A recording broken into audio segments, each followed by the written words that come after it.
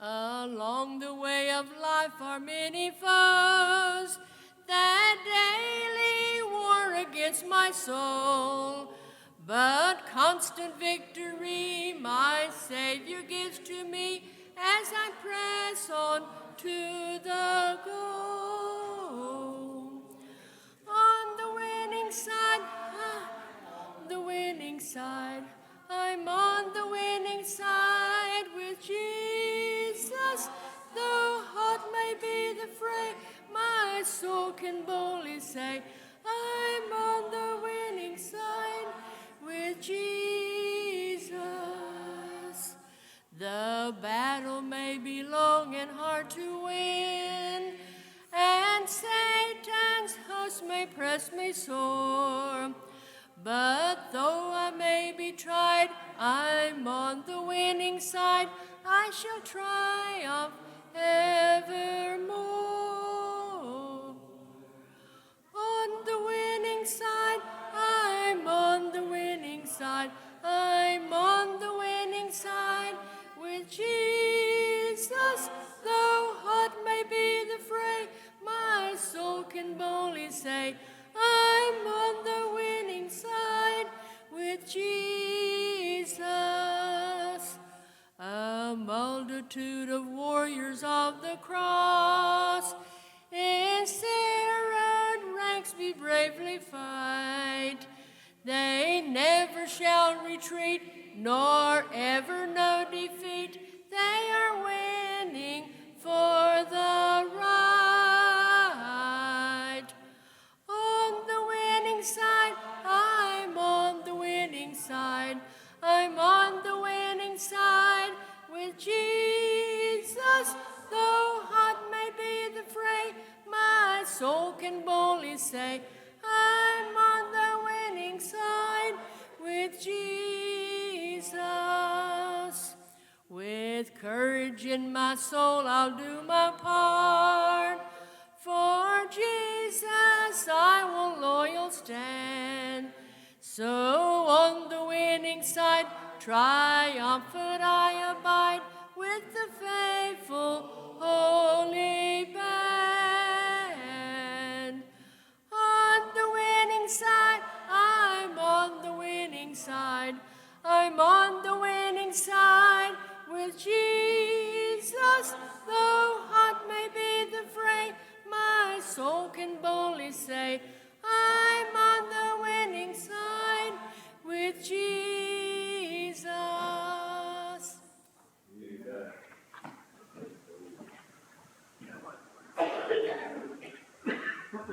Man, anyone have a song tonight? Testimony. I want to thank God for helping me feel better. Amen. And I'm not coughing as much anymore. So thankful. Thank the Lord. Amen. I want to stand to my feet and give some praise. I had an awful lot of battles this week, but you know what that means? I had a lot of victories. And I thank God for that. I thank God for the victories. I thank God for peace. I thank God for just His unchanging hand. When you do love, He's right there. He is, you know. And I thank God for just overcoming and having a desire to serve Him. He's just been so good to my family. I could just list just I go miles. And but I don't want to take up all this time. I just could not go through this service without standing on my feet and thanking God for victory. Amen. Thank the Lord. Amen. Someone else tonight? So Tony, I want to thank the Lord. A couple of days ago, a couple of weeks ago, I had one of the therapists come to me and she said, Ken, I'm having a lot of problems with a guy. She said, I just don't understand where he's coming from. And she said, I was wondering if you would be willing to sit in. So I said, yeah, sure. So I sat in with her yesterday, and he just downright saved is all that's wrong with him. You know, he said, we started talking about spiritual things, and he goes, well, brother, why don't you just lead out? And so I had prayer, and we just talked about the scriptures and enjoyed each other's fellowship, and I thank the Lord for it. Amen. want to thank the Lord for when he come to choir practice Tuesday night, he didn't know it, but he dropped his hunting license outside. So he's faithful. So when we come in to work the next morning, he said, Vic, I can't find them. It's on the place they could be. And he said, with all that rain, they're burnt. I'll just have to buy another set. I said, well, you don't know that. I said, God can keep them dry. Amen. So we came down here, and sure enough, there they laid on the ground. Perfect condition. Amen. Now, see, I told you God could take care of that. Thank the Lord. Amen. Thank the Lord. Somebody else tonight? Thankful for victory too. I'm thankful for Brother Jimmy being here tonight. Amen. Amen. I thank the Lord for doctors and their medicine. Because God gave me the knowledge for that. Yeah. So I just praise God for them, because Gracie had that double ear infection and we had her rechecked yesterday to make sure it was all gone. And she said her lungs sound good, her ears look really great. She said she might be still having a cough and a snotty nose for a little while, she said, but she looks good nonetheless. So I just praise God for that. Amen. God's good. Somebody else, Raj? I want to thank the Lord for His mercy, long suffering. I want to thank Him for He knows His protection. Amen.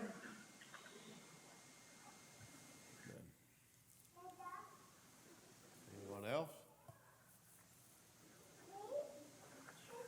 Well, I don't really say stuff because when people look at me, but then when I leave here, that's what I'm saying, so I'm going to feel bad. So, I just want to thank the Lord for protection this morning. I went through the room and got in my car was in the shop. And I think it's really, really old for people who don't know. And, I guess he had just put a brand new tire on it, but I dropped him off at work and was just getting ready to get, I was on the highway, just getting ready to get back off on the road, on where I could go home. And I heard this really loud noise, and I thought it was the truck next to me because it was one of those really big, loud and false trucks. And I've never really had much experience with the whole God told me this or God told me that. And I never really understood when people are like, oh, God spoke to me. But I think this morning it was God because I had this thought pop into my head. It wasn't, what if something goes wrong with his van? It was the instantaneous thought of something is about to happen with his van. And I noticed it pulling to the left, and then out of nowhere I hear this explosion. And the van starts shaking so violently, and I was able to get pulled over. And before I even got out of the car, I'm like, I think this tire is loose. And I got out, and the tire had not just blown, it had completely exploded. It was, the whole thing was gone. It was just the metal rim on the van. And I almost wrecked. I'm glad I didn't wreck. I'm glad that I was able to tell that something was about to happen, because when it did happen, the van just instantaneously jerked over to the left, and really glad there wasn't anybody in that lane, because the always would hit him. And I'm glad that it kind of happened right past the guardrail, because otherwise I wouldn't have been able to pull over. I would have hit the guardrail. So, yeah, I'm just going to assume it's God that told me, hey, something's about to happen with this thing, and let me know how to ahead of that, to accept something. So, and I'm also thankful we got our car back from the shop, and please pray that it's not break down anymore, because I'm tired of that car. Thank the Lord. Tony, that's awesome. We got these young people, Emily, Caleb standing up, giving testimony. Amen. Known them a long time. They've been quiet, when they were younger. I'm tickled to see these young people giving testimony and praising God. That's good. That's awesome. God loves it. Amen. Thank the Lord. Anyone else tonight? Song or testimony? Something on your heart? Sister Amanda?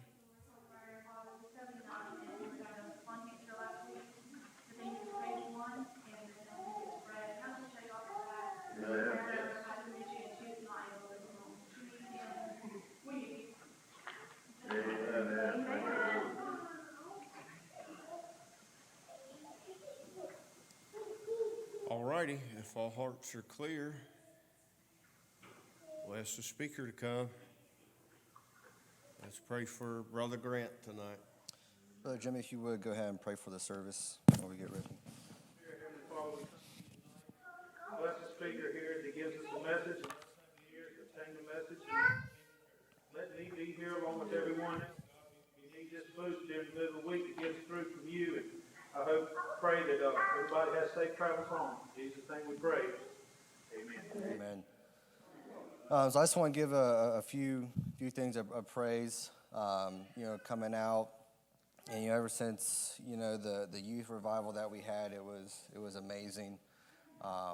And, just coming into church, sometimes you think, okay, we'll see how the after effects are, right? Because in the moment, you get caught up in the emotion and everything's great. But then, man, birthday just gone and life hits, right?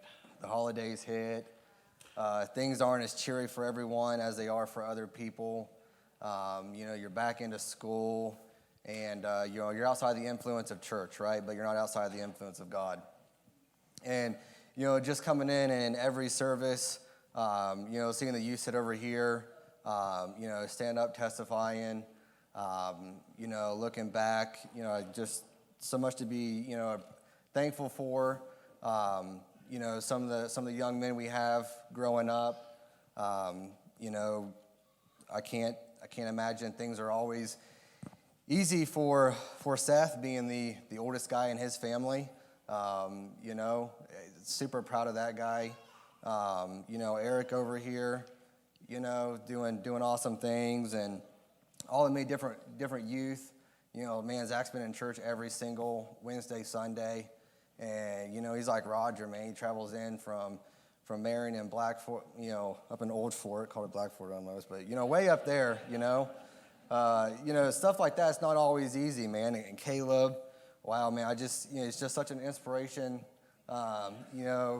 coming in, it's amazing when, not saying anything, but, back when, we were all at Marion, I was really, Shannon and Trevor, they're not in their 40s, but they're in their 30s, and I was, 22, and there's not any other guy my age. There's really not. And then, Caleb's over here, and, Alex here, lots of different guys coming in, and they're still in church, and that's amazing. That's encouraging. That's encouraging to me. And I don't say a lot. I'm usually, I'm pretty quiet sometimes, sometimes. But, just really wanted to, say thank you guys for, being that encouragement, being that positivity, not only in the world that you go out to, but, bring that positivity into church, showing that, you're committed to living this way and that you're committed to God, right?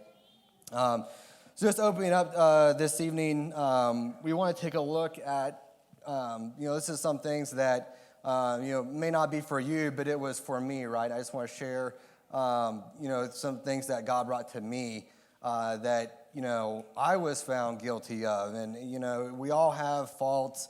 We all have things that we're working to get better at, right? And one of those things is stereotyping. I'm a very, kind of like I just sit back and I just think about things, and before you know it, I have stereotypes about people, about things, or about how an event went, about how my work's going. I put judgments on things, right? Whether intentionally or intentionally. And, just want to share, some thoughts that God brought, just along those lines and the real implications that those have. So just turning over to John this evening, starting in John chapter 7, in verse 1, and reading down through here. It said, after these things, Jesus walked into Galilee, for he would not walk in Jewry because the Jews sought to kill him. And in the previous chapter, Jesus had just got done healing somebody on the Sabbath day, and man, did that upset the church people. Like, the church people was super upset at him. So he went out and hid in Galilee. And so in the region, you had like three main towns, right? You had Samaria, Galilee, and Judea. And Judea is probably where you would say, your elite church people lived, right? The Jews. That was the biggest known area for the Jews to live in, right? So he went and hid, where the Jews wasn't, right? And it said, now the Jews' feast of tabernacles was at hand, and his brethren therefore said unto him, Depart hence and go into Judea, that thou disciples also may see the works that thou doest. For there is no man that doeth anything in secret, and he himself seeketh to be known openly. If thou do these things, talking about the miracles, show thyself to the world. For neither did his brethren believe in him. Then Jesus said unto them, My time is not yet come, but your time is always ready. The world cannot hate you, but me it hateth, because I testify of it, that the works thereof are evil. And so Jesus says, Go up unto this feast, and I go not up yet unto this feast, for my time has not yet come. And he comes down and he talks to them. And then he says, But when his brethren were gone up, so his brethren left Galilee and went on up to Judea for the Feast of the Tabernacles. And then it says, Then he also went up to the feast, not openly, but as if it were in secret. Then the Jews sought him at the feast and said, Where is he? And there was much murmuring among the people concerning him, for some said, He is a good man. Others said, Nay, but he deceiveth the people. Howbeit no man spake openly of him for fear of the Jews. Now about the midst of the feast Jesus went up to the temple and taught, and the Jews marveled, saying, How knoweth this man's letters have never learned? And Jesus answered them and said, My doctrine is not mine, but he that sent me. If any man will do his will, he shall know the doctrine, whether it be of God or whether I speak of myself. He that speaketh of himself seeketh his own glory, but he that seeketh his glory that sent him, the same is true, and no unrighteousness is in him. Did not Moses give you the law, and yet none of you keepeth the law? Why go ye about to kill me? The people answered and said, Thou hast a devil. Who goeth about to kill thee? Jesus answered and said unto them, I have done one work, and ye all marvel. Moses therefore gave unto you circumcision, not because it is of Moses, but of the fathers, and yet ye on the Sabbath day circumcise a man. If a man on the Sabbath day receive circumcision, that the law of Moses should not be broken, are ye angry at me, because I have made every man wit whole on the Sabbath day? And the last verse, comes down and it says, Judge not according to the appearance, but judge righteous judgment. And so here we see Jesus hiding in Galilee, and he's with his brethren. And his brethren, kind of question him, like, why don't you go out and openly show your miracles to the world? And he says, my time's not yet come, but your time is already ready.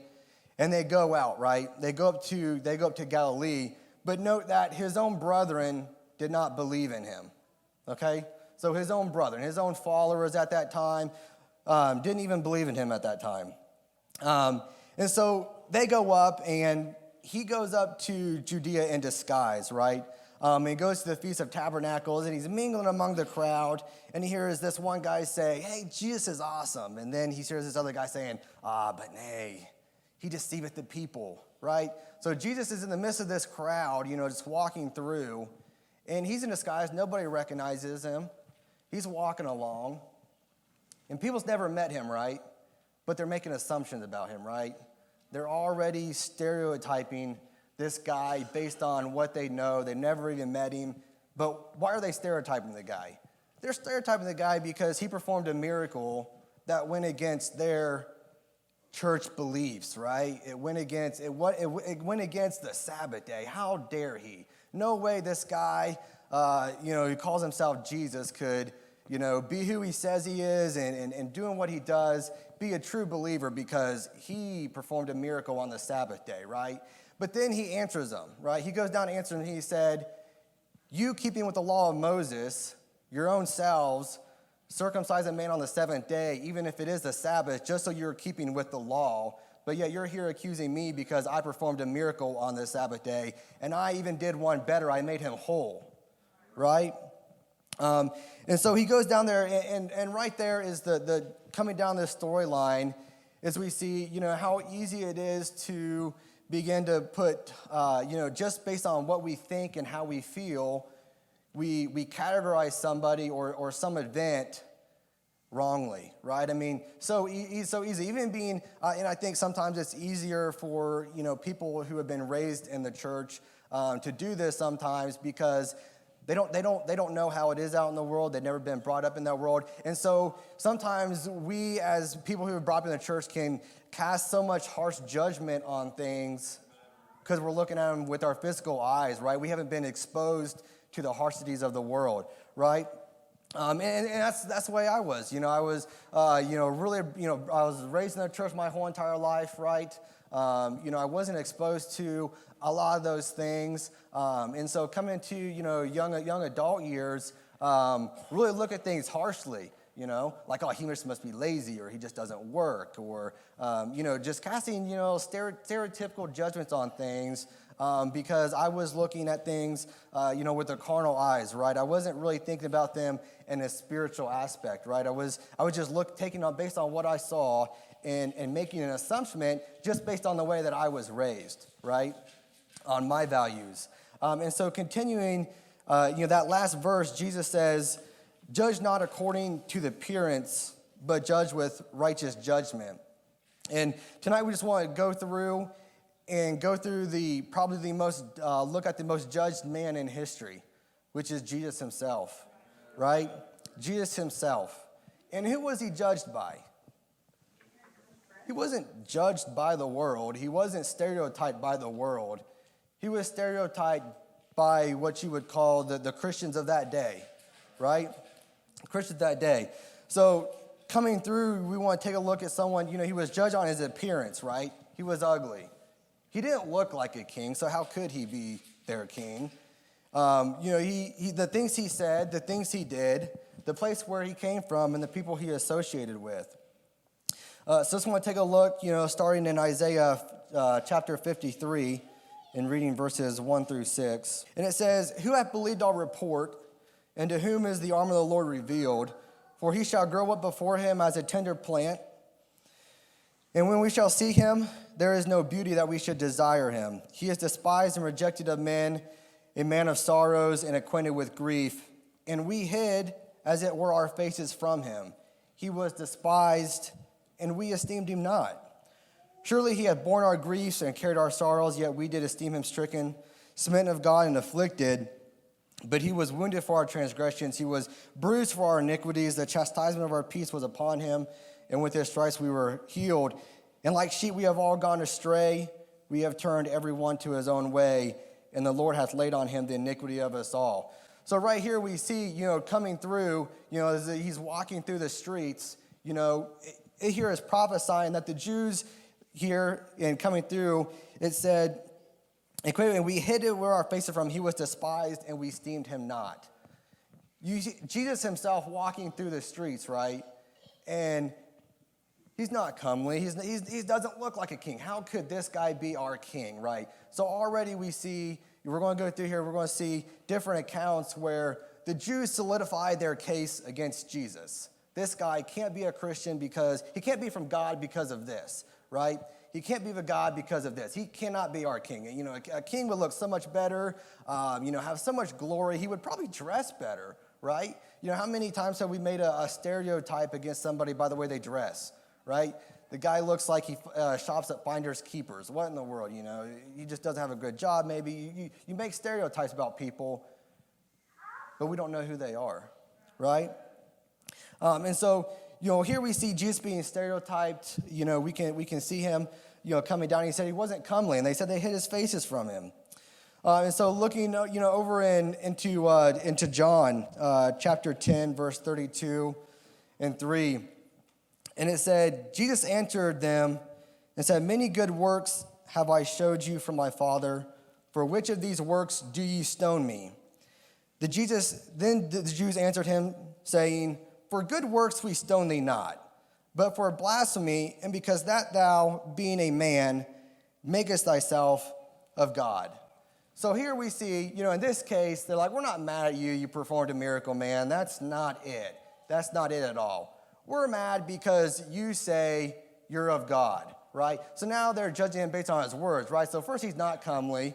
Now he doesn't say the right things, right? And the things he said, they make them mad, right? They make him very mad. The Jews through here. So then turn over to Luke chapter 13, 12 through 4. And we're reading about the woman here. And when Jesus saw her, he called her to him and said unto her, woman, thou art loosed from thy infirmity. And he laid his hands on her, and immediately she was made straight and glorified God. And then the ruler of the synagogue answered with indignation because the Jews had healed on the Sabbath day and said unto people, there are 6 days in which men ought to work, and in them therefore come and be healed, and not of the Sabbath day. So already we see Jesus was judged because of what he did, his actions. He was judged because of the words he said, right? And then, of course, he didn't just look the part. He didn't look like their king, right? And so coming through, we're also seeing where they also find fault with Jesus because of where he lived, where he came from, right? You don't come from my neck of the woods. So coming through in John chapter 7, 25 and through 27, and reading down through verse 50, we read that, then says some of them in Jerusalem, is not this he whom they seek to kill? But lo, he speaketh boldly, and they say nothing unto him. Do the rulers know indeed that this is the very Christ? Howbeit we know that this man whence he is, but whence Christ cometh, no man knoweth whence he is. And they answered and said unto him, art thou also of Galilee? Search and look, for out of Galilee ariseth no prophet. So already they're saying, if you who you say you are, you would come from some prophecy where we know of you. You come from Galilee, so you surely can't be Jesus, right? We surely can't be Jesus. And how often, sometimes we'll take a look at somebody, you go to church over there, you live over here. We don't have anything to do with you. If you were really a Christian, you would probably come from a known church that we know of, right? You would look like me, you would come from where I know of, right? And sometimes it's very easy to get in the habit of, I talked to this guy and he said he was of this faith. He had a lot of things, he said was good, but he's Baptist, he can't be Christian. Can't be a Christian, right? He doesn't come from where we know, right? We're a church of God, and they are them, right? They are them, and so he was stereotyped from where he came from. If you were a prophet, and look for out of Galilee ariseth no prophet. Where in the prophecies does it say a prophet will arise out of Galilee? They were questioned. You don't come from where we know. You can't be our king. And then coming over into Luke 5:29 and through 30. And Levi made a great feast in his own house, and there was a great company of publicans, and of others that sat down with them. But the scribes and Pharisees murmured against his disciples, saying, why do you eat and drink with publicans and sinners? And this was not Jesus living in the bars, right? This is not what this is saying. But Jesus was associating with people with the lost, right? And so here they're saying, why do you eat and drink with publicans and sinners? If you were the prophet, if you were the Messiah, you would hang out with the Pharisees. Okay, you're here for us. You're not here for them. Why do you eat with them? You know you don't do that, right? So again, they're stereotyping and judging Jesus Christ for who he associated with and what he did, right? And so coming through here, we see that Jesus was stereotyped because of his appearance, but in the eyes of God, he was the greatest gift. He might have been the ugliest human that Jews had seen, but in God's eyes, he was the greatest gift ever, right? So Jesus was scoffed at by the things he said, but by his very own words, he offered salvation to humankind, right? So and Jesus was stereotyped by the things that he did, but then his final action was to die on the cross, right? And he came from a place, from a humble beginnings, from Galilee. Who from Galilee could be our king, could be our Messiah, our chosen one? Humble beginnings, but he was destined to sit on the right hand of the Father, right? So all these things that Jesus was, did, said, and where he ended up, in human eyes, the Jews glazed across that. He's just another human being. He's just another fanatical. We don't know this guy. There's no way he could be our king, and there's no way he could be our prophet.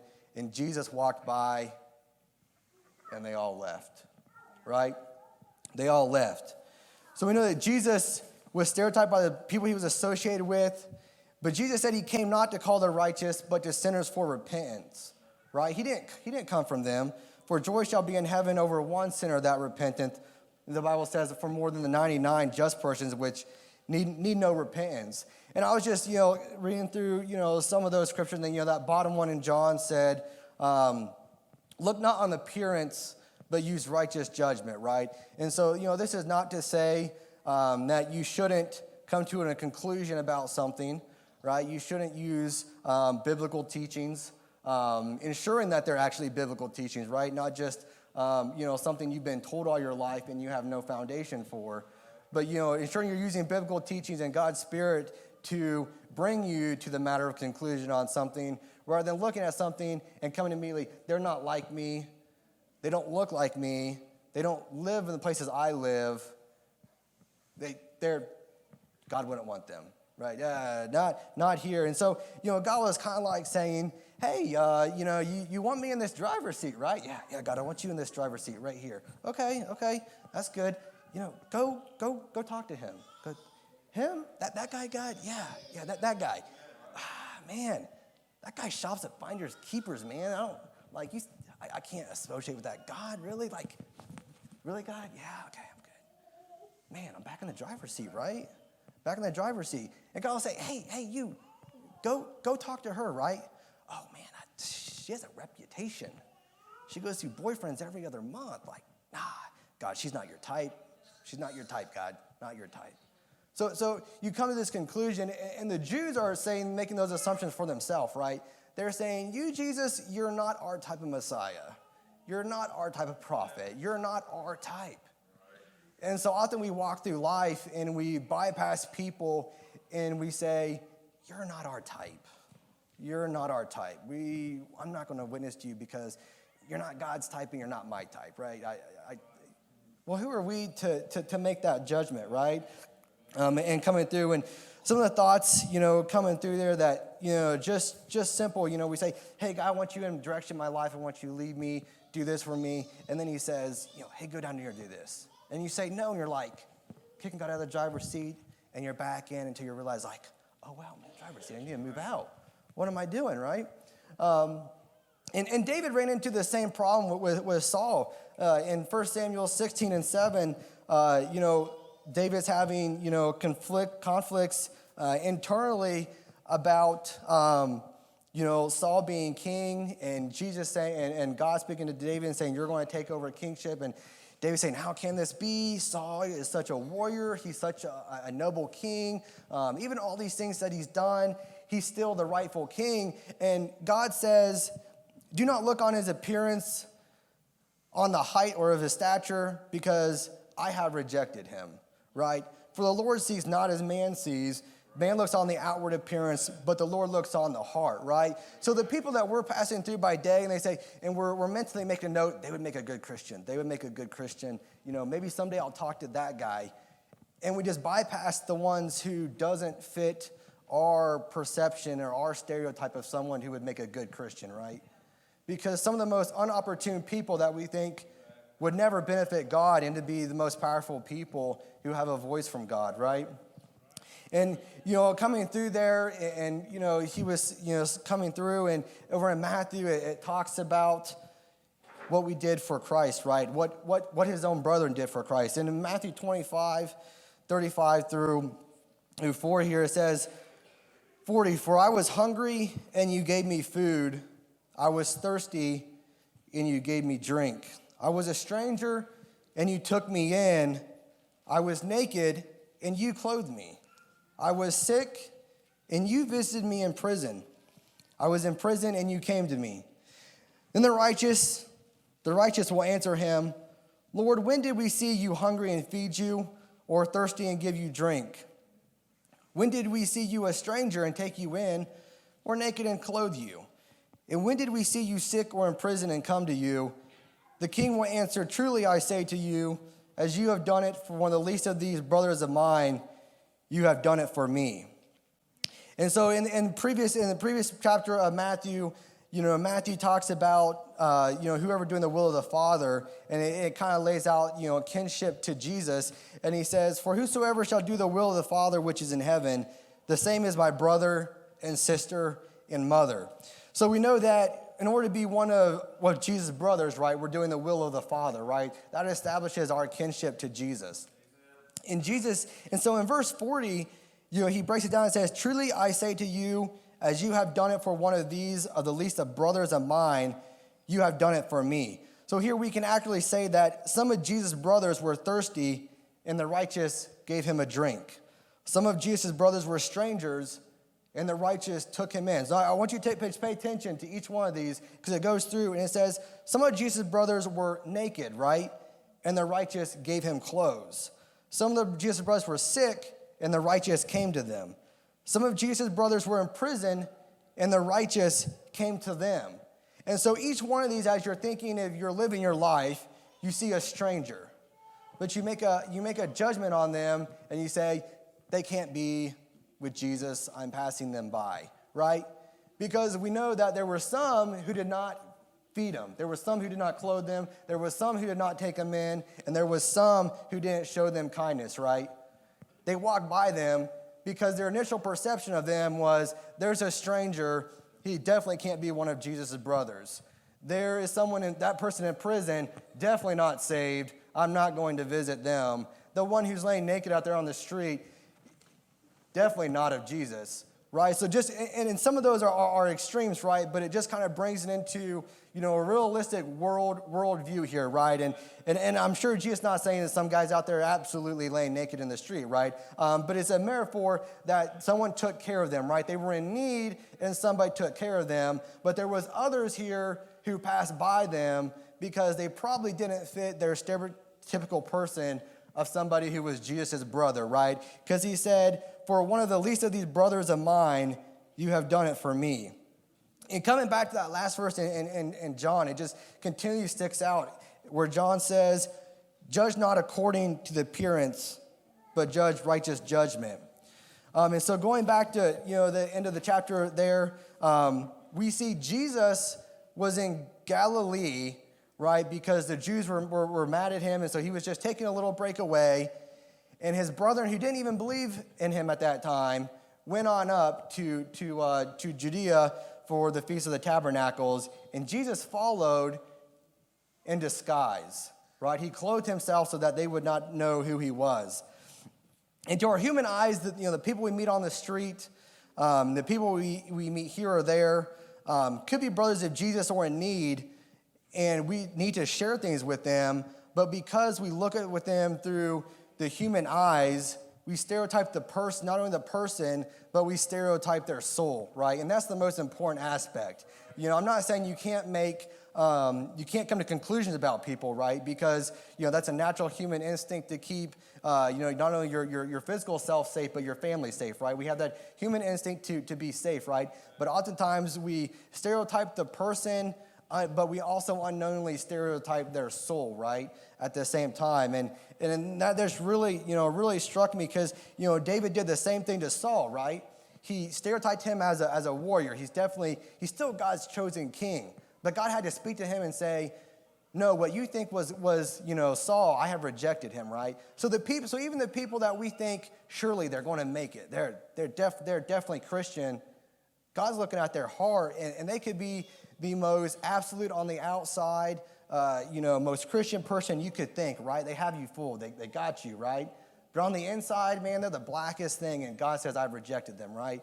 And so some of the thing, and there's a song, just a short chorus that sometimes plays on the radio, and it refers back to being Jesus in disguise, and I'll just kind of read it here as we're wrapping up. And it says, Jesus in disguise, Jehovah passing by, the burden of a tear hanging in your eye, a star across the sky.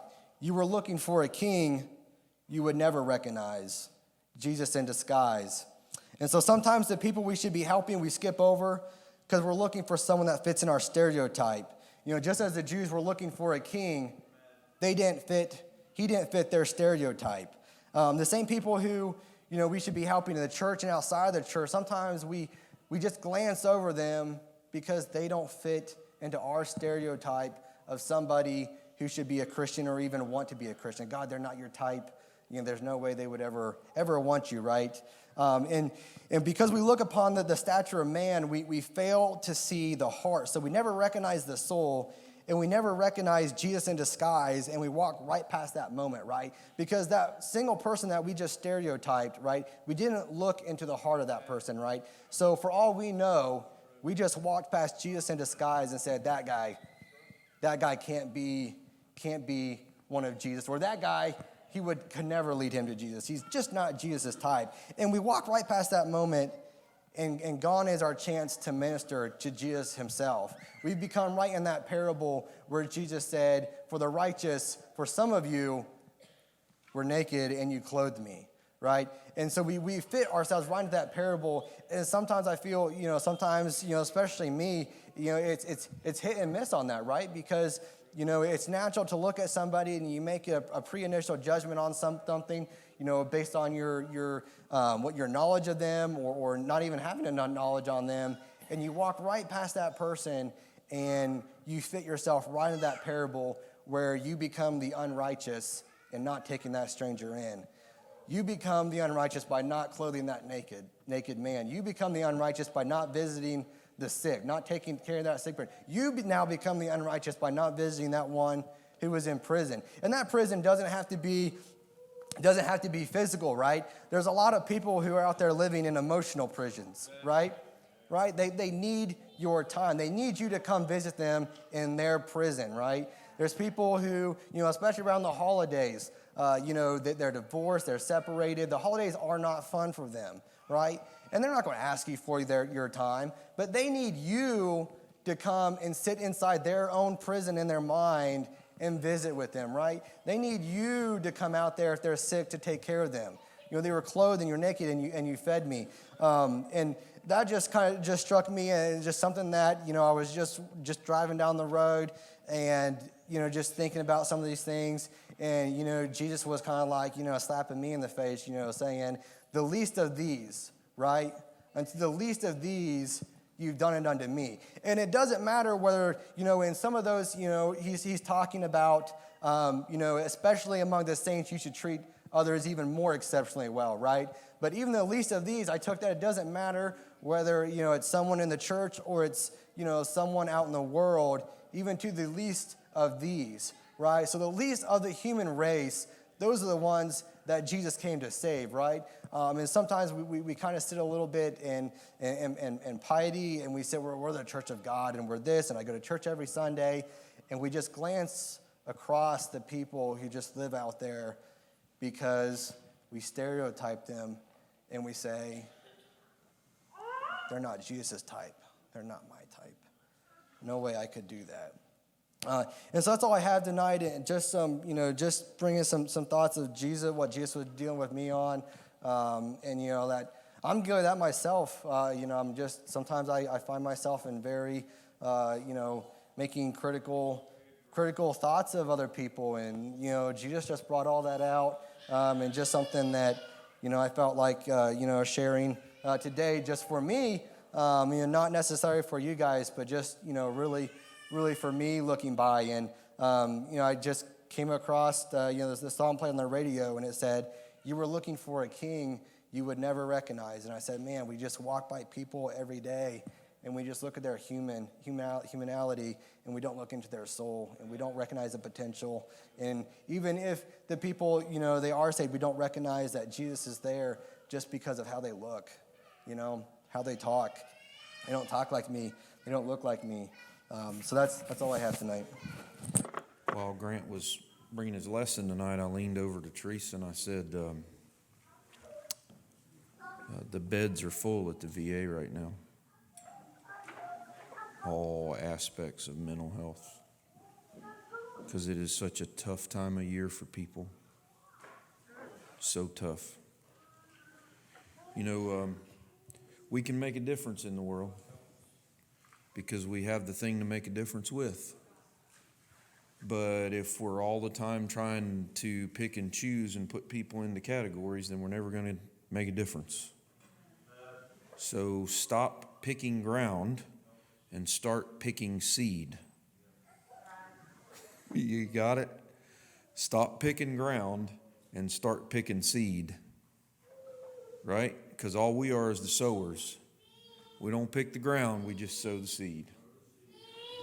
I had a man tell me this week, he said, you know what, man? He said, I was every one of those types of ground. And I said, me too, brother, and I never thought about that, but I sure was. I was every one of those types of ground. I appreciate the lesson tonight.